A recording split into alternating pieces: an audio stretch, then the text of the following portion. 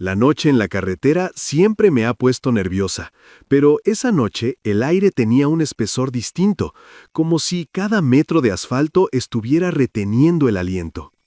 Volvía de casa de mis padres, que viven en las afueras, lejos de cualquier ruido o luces que pudieran distraer de la oscuridad real. Eran casi las 11:30 cuando tomé el camino secundario que atraviesa los campos, una franja solitaria que parecía tragarse el sonido del motor. No sé en qué momento exacto comenzó a fallar el auto, solo recuerdo el primer tirón violento, el súbito silencio del motor y ese instante en el que el vehículo perdió su fuerza como si algo externo lo hubiera estrangulado. Me quedé inmóvil con las manos en el volante, escuchando cómo la noche llenaba el silencio que dejó el auto al morir. No había viento, no había grillos, no había absolutamente nada.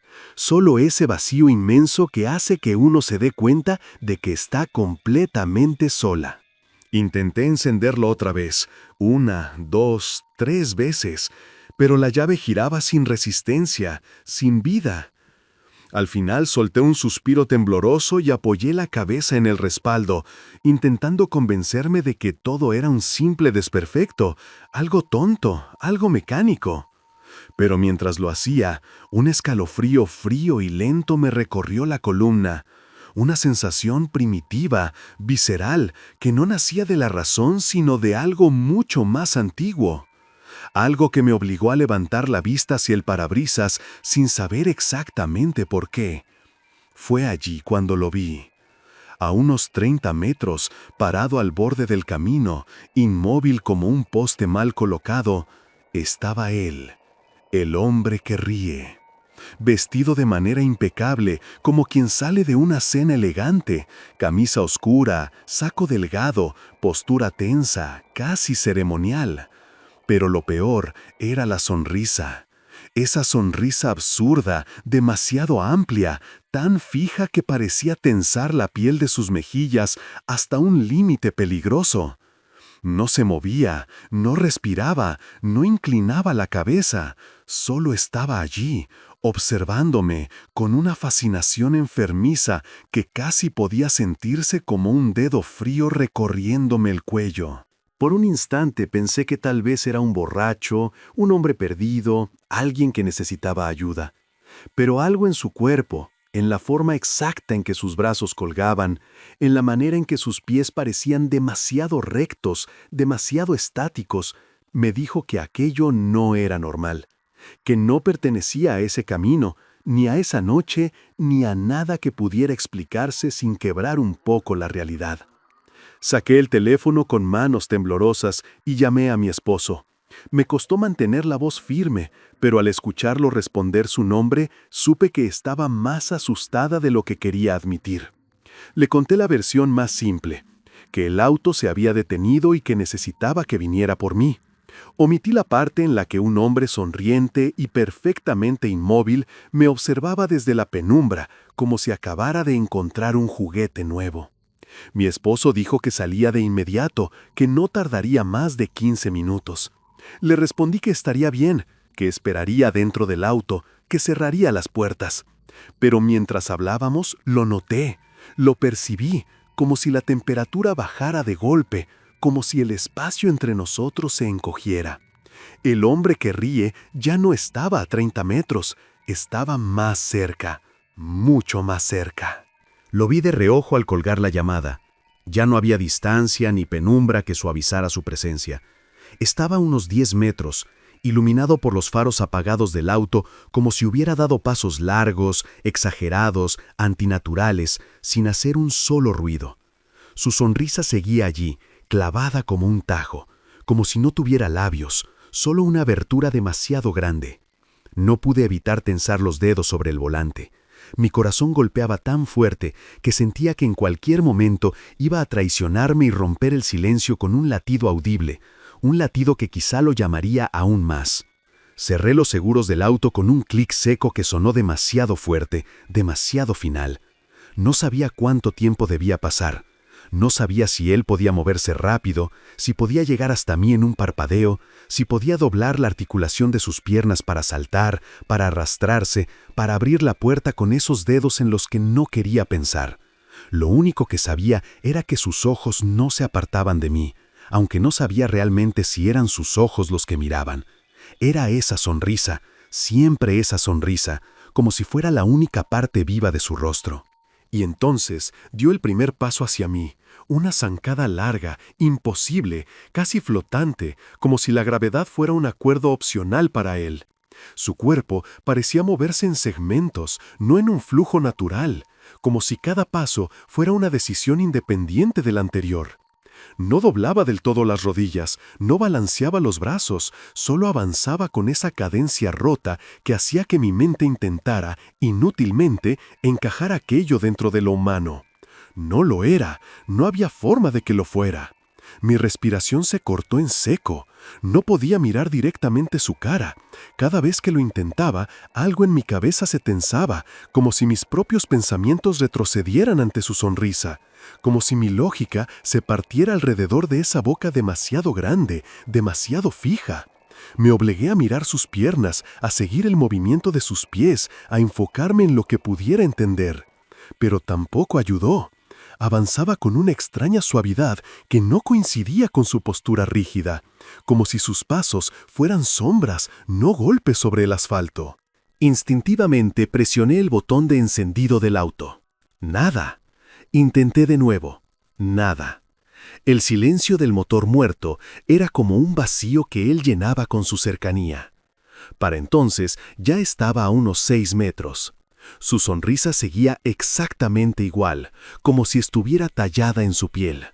No pestañaba, no respiraba, no inclinaba la cabeza, solo avanzaba, paso a paso, directo hacia mí, como si no existiera otra cosa en el mundo más que llegar a esa ventana. Mi cuerpo reaccionó antes que mi razonamiento. Me agaché en el asiento, respirando apenas, intentando hacerme más pequeña, menos visible. Sabía que era ridículo. Sabía que él ya me había visto, que me había elegido. Podía sentirlo, como un hilo tensado entre nosotros. Pero esconderme me dio un segundo de ilusión, una fracción de falso control que necesitaba desesperadamente. El sonido llegó entonces, un roce suave, casi delicado, sobre la ventana del lado del conductor. Un dedo deslizándose sobre el vidrio como si estuviera probando la temperatura del auto. Me congelé, no me atreví a levantar la cabeza. Podía escuchar mi respiración rompiéndose en trozos cortos. Podía sentir cómo mi corazón latía tan fuerte que parecía empujar mis costillas hacia afuera. El dedo volvió a moverse, esta vez un poco más rápido, describiendo un pequeño círculo en el cristal, un gesto juguetón, curioso o hambriento. Me forcé a mirar, lentamente, demasiado lentamente, y cuando mis ojos alcanzaron el borde de la ventana, ahí estaba. Su rostro estaba pegado al vidrio. La sonrisa, ahora tan cerca, parecía distorsionada por la curvatura del cristal, pero no por eso menos real. De inmediato noté algo imposible. Sus labios no temblaban. No había marcas de respiración, ningún vaho empañando la superficie. No hubiera podido decir si tenía calor, si tenía pulso, si estaba vivo. La oscuridad de sus ojos no reflejaba nada, ni siquiera la luz interior del auto. Solo era una presencia vacía sosteniendo esa mueca interminable. Mi teléfono vibró de pronto. El sonido cortó la atmósfera como un cuchillo. Era mi esposo llamando. El hombre que ríe inclinó su cabeza hacia el costado, un movimiento idéntico al de un cuervo examinando algo brillante. Luego llevó una mano al vidrio y apoyó toda la palma, muy despacio, como si intentara sentir mi miedo a través del cristal. Yo contesté con la voz hecha trizas. ¿Ya vienes?, susurré, sin atreverme a quitar los ojos de esa mano fría sobre la ventana. «Estamos saliendo del camino principal», respondió él. «Veo tu auto. Estoy llegando». Escuché el motor de un auto aproximándose. Primero fue un zumbido débil, luego un ruido creciente que parecía empujar la oscuridad a un lado. Lo reconocí. Era el motor del carro de mi papá. Mi esposo estaba cerca, muy cerca. Quise llorar, pero me obligué a no perder de vista al hombre que ríe. Tenía miedo de que, si parpadeaba demasiado, desapareciera para aparecer en otra parte, más cerca, dentro del auto, encima del techo o detrás de mi asiento. Las luces del vehículo se reflejaron contra el pavimento y por un instante iluminaron de lleno al hombre que ríe. Su sombra se alargó de forma grotesca, extendiéndose por el camino como un ser distinto, más alto, más delgado, más real que él mismo. Y entonces, muy despacio, giró la cabeza hacia las luces que se acercaban. No movió el cuerpo, solo el cuello, como si estuviera hecho de un material flexible, casi líquido. Su sonrisa no cambió, pero sus ojos, por primera vez, parecieron molestos. El carro de mi papá frenó bruscamente detrás del mío. Mi esposo salió casi corriendo, gritando mi nombre, corriendo hacia la puerta del conductor. El hombre que ríe retrocedió un paso, pero no de manera humana. Se deslizó. Sí, como si sus pies no hicieran contacto real con el suelo, como si simplemente lo imitara. Lo vi alejarse un poco, no huyendo, sino retirándose con la misma calma que había usado para acercarse, como si supiera que todo tenía su tiempo. Mi esposo abrió mi puerta y me abrazó con una urgencia. Me preguntó qué pasó, qué era ese hombre, por qué estaba así de pálida. Intenté hablar, pero mis palabras se rompían en el aire. Solo logré balbucear algo sobre su sonrisa, sobre cómo había tratado de entrar, sobre cómo el auto había muerto sin razón. Él intentó encenderlo por probar, y el motor rugió a la primera, vibrante, normal, como si jamás hubiera fallado. Lo supe al instante. No había sido el auto, había sido él. Un segundo después, escuché un golpe seco en el vidrio trasero, luego otro, y otro, como pasos dando vueltas alrededor del auto.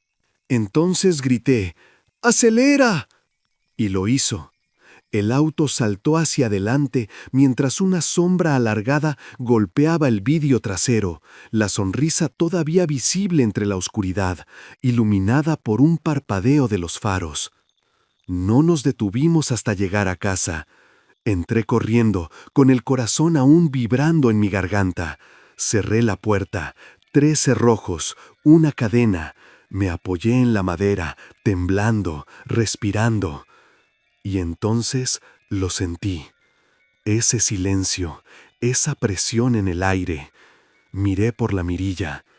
Allí estaba, al fondo de nuestra calle, parado perfectamente quieto, con la misma ropa, con la misma postura, con la misma sonrisa enorme, fija, imposible, como si el viaje no hubiera terminado, como si nunca fuera a terminar.